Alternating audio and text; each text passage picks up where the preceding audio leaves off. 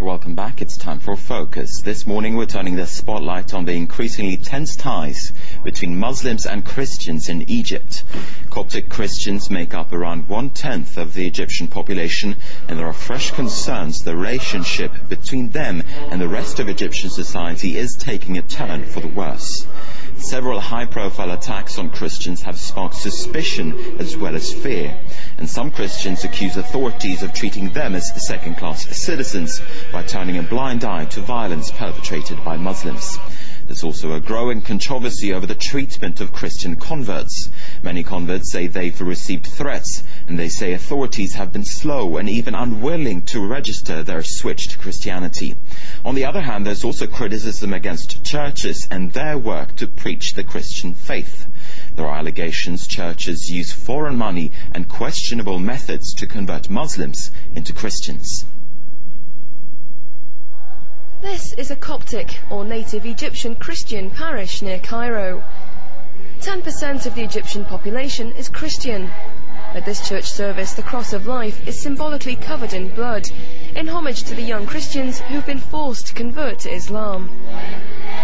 The community is also paying tribute to Father Matois, who's serving a 3-year prison sentence for secretly converting Muslims to Christianity, a crime that goes severely punished by Egyptian law. Ahmad Adel is Muslim. When he was invited by Christian friends to visit Cairo's Abbasiyya Cathedral, he didn't hesitate, even though he knew why he'd been asked to go. They said it's simple. By converting to Christianity, you'll automatically qualify for religious asylum, and then you can emigrate to the United States. Though Muslims also proselytize Copts, it's much less frowned upon. Yet Ahmad admits he's seen Christian recruitment going on at his college. It also goes on inside the university. The director of the Fine Arts faculty knows that one of the teachers is Christian and proselytizing his students. A sly and insidious speech can make them start doubting their national and their religious identity, but the director doesn't do anything. One journalist at a pro-government magazine says evangelism is on the increase and poses a threat to Egypt's national security. It's an undercover operation, but experts know they're receiving important financial support from abroad. They're trying to cause religious unrest in Egypt. That's the worry of Nagla Mohammed El Imam, also known as Catherine since her conversion to Christianity. She's a member of the association Free Me Jesus, an American evangelist group that's been outlawed in Egypt. But for Catherine and her lawyer, the ban is an example of double standards in Egyptian law. In Egypt, there are groups just like ours which proselytize Islam, but no one's opposed to that. Proselytizing isn't done by hypnosis. It's a direct way of convincing people to change religion. But I ask you this, why is it that in the Middle East we don't respect the beliefs of others?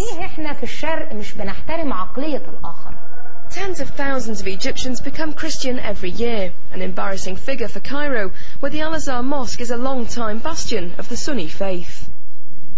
Let's delve deeper into these sensitive issues now. Joining us live from Cairo this morning is our correspondent there, Samer El Atrosh. Also joining us from Beirut in Lebanon is Amer Hamsawi. He's a senior associate at the Carnegie Endowment and an expert on the role of religion in politics in Egypt and the rest of the Middle East. We'll get back to you, Mr. Hamsawi, very briefly, or in a short while. But first, I'd like to ask Samer in Cairo. In the report that we just saw, there are claims that foreign churches are funding the work to convert Muslims into Christians in Egypt. How substantiated are those claims, and where does the money come from? It's hard to substantiate such a claim. It's more the topic of the rumor mill usually. It's not to say whether it's true or not, but it's such a sensitive topic, and you'd find that if a church were indeed funded, or if a group were indeed funded by foreign sources, they wouldn't admit it. It is a common complaint or a common rumor that you find not only with Coptic Christians but also with another minority in Egypt, Baha'is, who are much smaller and much newer, but they are also accused of using foreign funding to proselytize. So it's a very hard claim to substantiate. Now, Some attacks against Christians recently have received a lot of attention. How widespread is this violence actually? Usually Muslims and Copts live in relative peace or tolerance, but clashes between them are frequent. We're talking on a yearly basis. They usually occur, there are several themes, or there are several sparks that usually end with clashes, whether it's rumors of a Muslim woman or Coptic women dating or marrying someone from the other faith.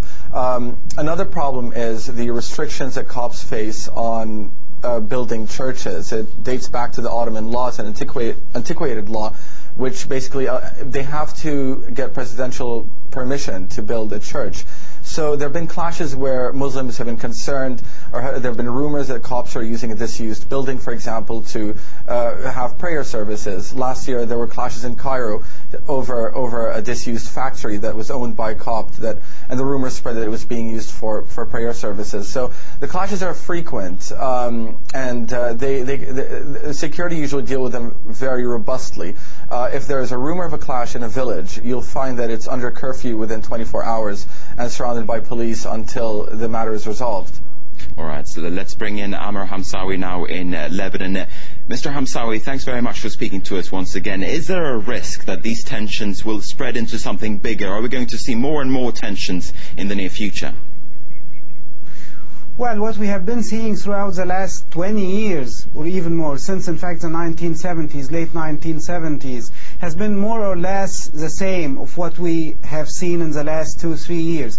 Tensions, rising tensions, sometimes they come down, other times. So I would rule out that this might lead into a real escalation between Muslims and Copts in Egypt. But we do have 3 issues which need to be looked at. One, there is a reality of discrimination of Egyptian Copts, which is a legal discrimination, and there is a political discrimination with regard to their representation in political positions, be it in the government or in the legislative councils, People's Assembly, Shura Council, or even at the local levels.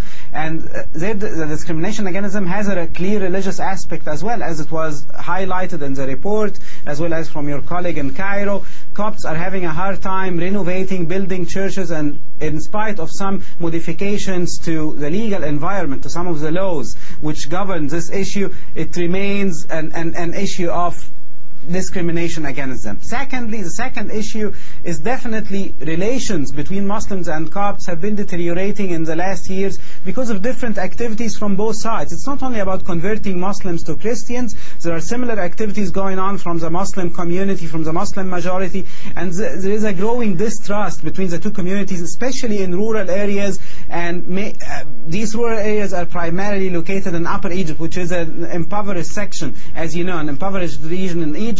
Poverty rate is higher than anywhere else in Egypt. Finally, I guess the government, and here you see the Egyptian government acting in a way different in other strategic sectors. The Egyptian government has been ahead of society throughout the last years. The government has been pushing for more reforms, for moderation, for less discrimination against Copts. But you do have a society which is still unwilling to accept these measures. We have a huge debate. All right, it appears that we've just lost the uplink there to Egypt. Apologies for that. Unfortunately, though, we have to wrap it up now this time around for Focus. Thank you very much, Amr Hamsawi there, speaking to us from Lebanon. Thanks also to our correspondent, Samer El Atrosh in Cairo. That's it for now. Stay with us here at France 24.